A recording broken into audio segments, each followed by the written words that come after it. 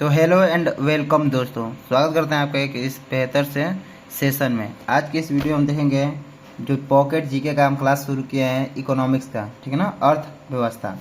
तो आज की इस वीडियो में देखेंगे अर्थव्यवस्था के प्रकार। हमने पिछले वीडियो में पिछले सेशन में ये चीज़ देख लिया है, अर्थव्यवस्था क्या है और उसके सारे चर्चा के बारे में देख लिया था। आज की इस वीडियो में अर्थव्यवस्था के प्रकार जानेंगे। सबसे पहले ये देखेंगे कि अर्थव्यवस्था के प्रकार में कई होते हैं, जिसमें नियंत्रण एवं विकास के भी प्रकार होता है, नियंत्रण एवं विकास, ठीक है ना। अब अर्थव्यवस्था के प्रकार में हम देखते हैं, ठीक है। एक सबसे पहले ये देखते हैं नियंत्रण विकास में 3 प्रकार होता है। पहला होता है जिसको हम कहते हैं उदारवादी, ठीक है, उदारवादी, या इसको हम पूंजीवादी कहते हैं, कैपिटलिस्ट, इंग्लिश में कैपिटलिस्ट, ठीक होगा। दूसरा हो जाता है समाजवादी, इंग्लिश में कहते हैं इसको सोशलिस्ट, ठीक है ना, समाजवादी। और तीसरा होता है मिश्रित, ठीक है दोस्तों। तीसरा होता है मिश्रित, मिक्सड इकोनॉमी, ठीक है ना, मिक्स इकोनॉमी, मिश्रित अर्थव्यवस्था। ये तीनों आपके अर्थव्यवस्था के प्रकार हो गए, ठीक है ना। अब इन तीनों का मतलब हम जानते हैं बारीकी से। देखिए, अर्थव्यवस्था या पूंजीवादी का सामान्य अर्थ होता है कि सरकार जितने भी कार्य है वो किसी एक व्यक्ति के हाथ में रहेगा, यानी बाजार के सारे जो गतिविधि होंगे, एक व्यक्ति, एक निजी व्यक्ति के हाथ में होंगे, ठीक है ना, एक निजी व्यक्ति के हाथ में होंगे, व्यक्ति के हाथ में, ठीक है ना। इसको कहते हैं उदारवादी या कैपिटलिस्ट, ठीक ना, या पूंजीवादी भी कहते हैं।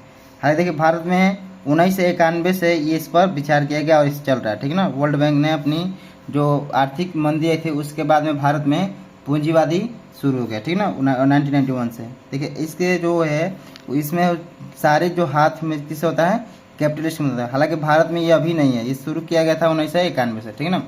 ये हो गया आपके पूंजीवादी। देखिए, इसका सामान्य उद्देश्य देख लेते हैं, उद्देश्य क्या होता है, ठीक है ना। इसका उद्देश्य सामान्य होता है लाभ कमाना, ठीक है ना। इसका सामान्य उद्देश्य क्या है, लाभ अर्जित करना, यानी लाभ कमाना, ठीक है ना।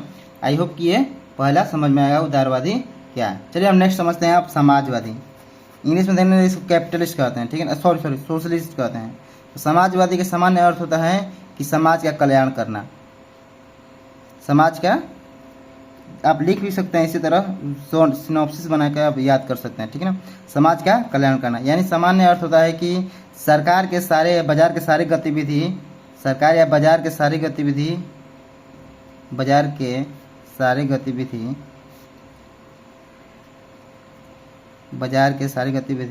सरकार के हाथ में रहती है, ठीक है दोस्तों, सरकार के हाथ में रहती है।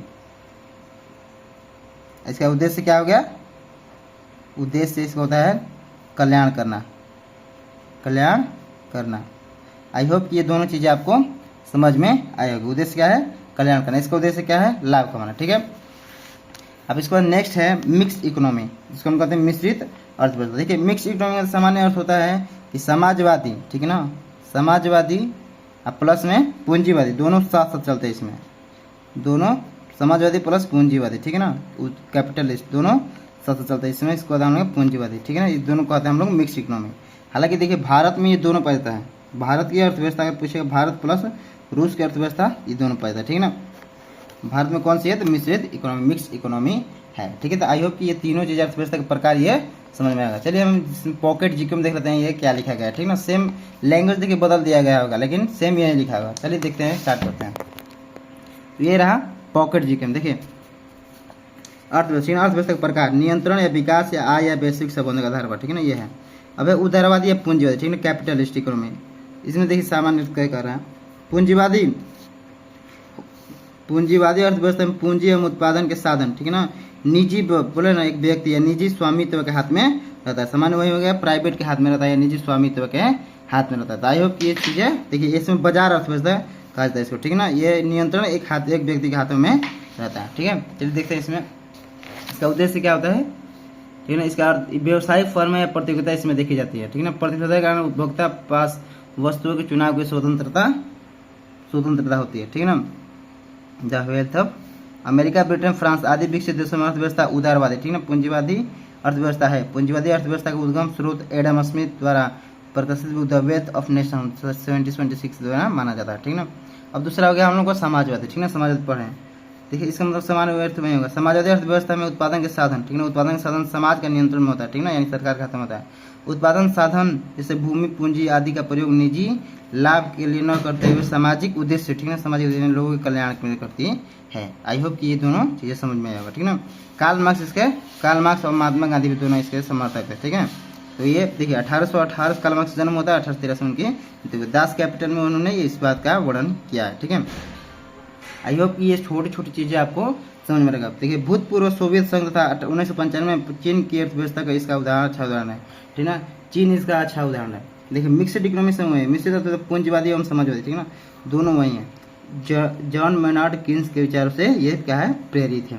आई होप कि ये छोटी चीजें आपको समझ में आया अर्थव्यवस्था के प्रकार। देखिए हम लोग इस सेशन में ये अर्थव्यवस्था ये प्रकार, नेक्स्ट सेशन में अगली जो टॉपिक है वैश्विक संबंधों का अर्थव्यवस्था, ठीक है ना, अगली जो टॉपिक हम लोग का वैश्विक, ठीक ना, वैश्विक संबंधों का आधार पर प्रकार, ये हम आप लोग को एक्सप्लेन करेंगे एकदम स्लोली अच्छे से, ठीक है ना, प्रकार, ठीक है ना।